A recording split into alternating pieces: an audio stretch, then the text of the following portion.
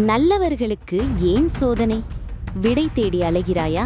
இதோ ராமாயணம் தரும் அந்த மகா ரகசியம்.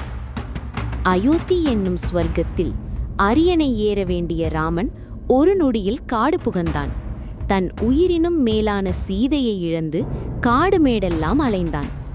ராமனை விட நல்லவன் யார்? அவனுக்கே ஏன் இந்த சோதனை? ஏனென்றால் சோதனைகள் உன்னை உடைக்க வருவதில்லை, உன்னை உலகிற்கு அடையாளம் காட்ட வருகின்றன.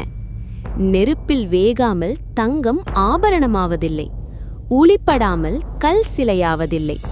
ராமன் அரண்மனையிலேயே இருந்திருந்தால் அவன் வெறும் அரசன்.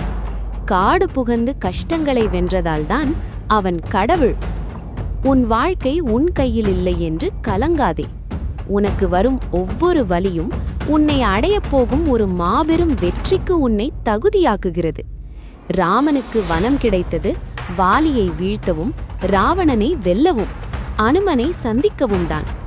உன் சோதனைகள் வெறும் முற்றுப்புள்ளி அல்ல, அவை உன் சரித்திரத்திற்கான கமா. நம்பிக்கை கொள். ராமன் வனம் சென்றதால்தான் ராமாயணமே பிறந்தது. உன் வலியே உன்னை வரலாறாக்கும்.